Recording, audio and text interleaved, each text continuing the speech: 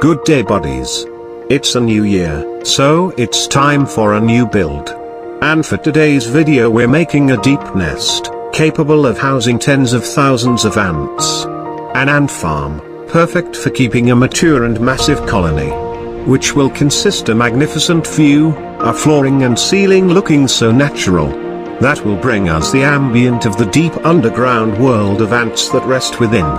Before we start the build, please allow me to give a shout out to the great Nanitics, or the pioneer members of our channel. Jeffrey Miles, Sean, M Pro Gamer, The Hunter Chick, Commander Falks, Real Nature Engineer Andra, and to our buddy Doggin for sending us a super thanks. Thank you so much buddies for supporting the projects of this humble channel. Let me also say welcome back buddies. And for those new to the channel, you're also welcome to D-Colony.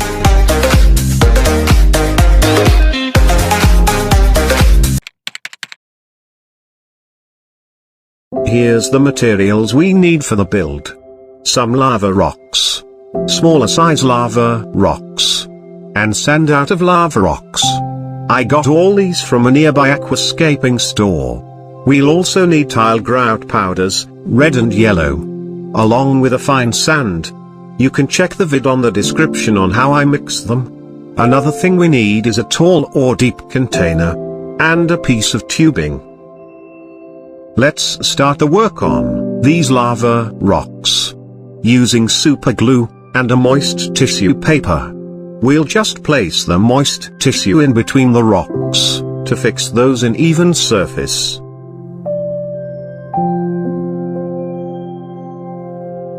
Then use super glue to harden the tissue paper, to bond the rocks together. We can add more tissue to the gaps if we want to. Or go straight and fill the remaining gaps with the lava sand like what I did here. This won't only hide the white tissue, but will also make the joint even stronger. We'll fix them on place using super glue as well. And there we have it like one piece, without visible joints. Aside from the design, the main purpose of this towering lava rock on this ant home will be on hydration, or spreading the moisture throughout the nest. It's porous and absorbs water well, so I'm sure it'll do the job nicely. We made it just a little short to the container's ceiling. Let's set it inside, placing it to the center of the container. Then we'll fill around the base with moist lava sand, just around 2 centimeters high. You can just lay it flat, or make curves or mounds on the surface for more details. This base sand is for the nest hydration, so aside from the lava rock tower, we're also installing a mesh to create a water tower. We'll just elevate a portion of lava sand here for the mesh to sit on. Sorry for the reflections on the glass buddies, as I haven't noticed it while filming. But the elevated sand looks like this. Then we pour the first flooring in, surrounding the sand mound with grout.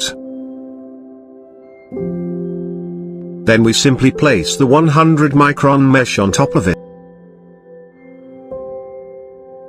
We'll secure a space for evaporation, by covering the center portion of the mesh with moist sand. Then leave the outer parts to be covered with grout, to fix it on place. Then we proceed laying the smaller lava rocks around randomly for the design. Top it with dry lava sand to increase the surface tension, before we proceed and drop the moist lava sand to mold the chambers. And like I said earlier, you can lay it flat, or make curves like this if you want to. And like what we did to the flooring, we'll place some of the small lava rocks again on top of the moist sand. But this time is to design the ceiling. We'll dip it into the sand, just leaving a portion of it to the surface.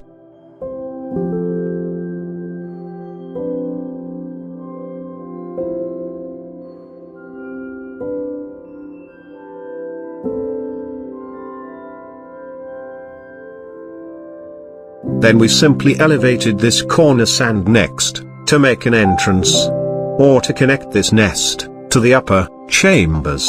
We can do it simply by using silicone tubing, but it will look more natural using this method, so we're doing it this way. After that we'll filling the next flooring.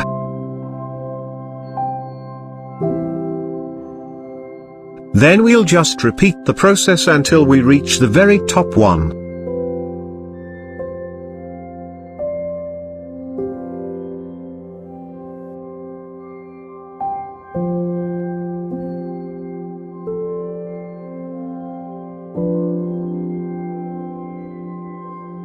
And of course we design the last one with very same process like the rest.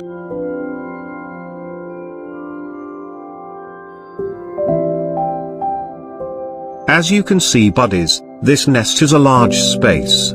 If you wanna lessen it to reduce blind spot, you can use bigger rocks for the center pillar, or make it thicker by just using grout to force your colony to stay near the glass. But I don't really mind it, as we design this one for large ant colonies. Anyway, we're setting a piece of silicone tubing for the entrance, which we're gonna use to connect it to the Outworld, or ants feeding area. Then we covered it with grout. We just leave a tiny space above as we'll be needing it to not break the grout when we tap this container later. I usually let it dry for 2 days before taking it out, but this one left to harden for a week since I paused making this vid last holiday season. Before we remove the nest inside, let's mark where the entrance is, as we'll gonna need to drill them later, along with the vents/expansion holes. This will be the container for the Outworld, and to make sure the entrance is aligned nicely, we'll need to drill them together at once. Anyway, let's move out the nest now for clearing. A nice container in building this setup buddies is the one with a smaller base area, and gets larger and larger up to the mouth or the opening. If you used a container like that, removing the hardened nest would be easy peasy. We just need to remove the sand now, to reveal the chambers.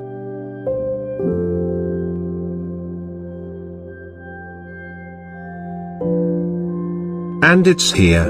After rinsing it with water, we return it back to the container after drilling the needed holes for watering. Expansion or ventilation. It's still pretty wet this time, but we've got those nice natural looking chambers. Anyway, let's work on the feeding area next.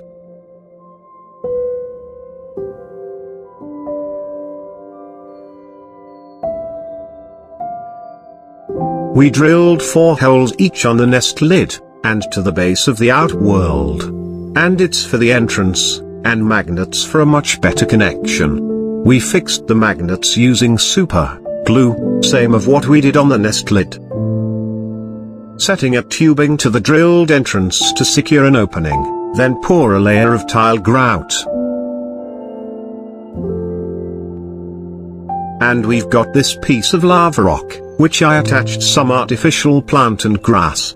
We'll just simply place it here, to at least make this feeding area uniform to the nest. Add some more grass I guess.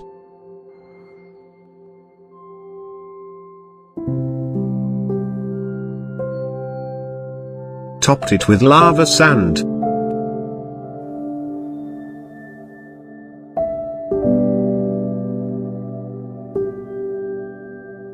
And place some of the smaller lava rocks as well. We'll just let this dry for a day. For now let's finish the nest. For this drilled holes, we're attaching an acrylic pipe each for a tighter and more secured tubing attachment. We fix them on place using acrylic cement. You can drill more of this on every build buddies. That won't hurt as we can always block them with cotton or our DIY vent tubes to lower humidity inside the nest. Or block them with silicone plugs, instead, to increase humidity levels inside anytime. Next we'll work on is the nest lid. Under the magnets, we'll cover it with acrylic glass as we don't want to expose the magnets into the nest moisture, as neodymium magnets would rust over time. The next day, the feeding area was ready. If you wanna see how I cut an opening like this, or prepare a whole acrylic container for ant farm, you can check this vid here on the iCard, or on their description. We'll just brush it, then vacuum to remove the excess sand. And we got that nice little Outworld. We can now assemble the ant farm.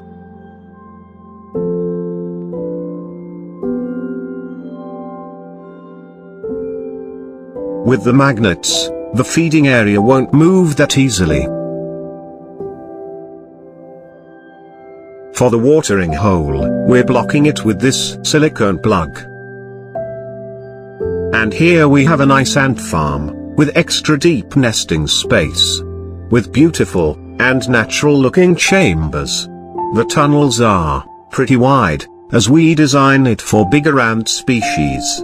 You can make the chambers smaller, if you're housing a smaller species in them. I'm thinking of moving one of our carpenter ant colony here in the future.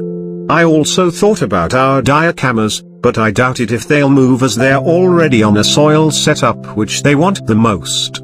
I'm hoping you like our first build of the year, buddies, as I really enjoyed working on these project. If you do, please tap the thumbs up button to help the channel on making more vids like this. And I just hope you have learned something from this video, guys.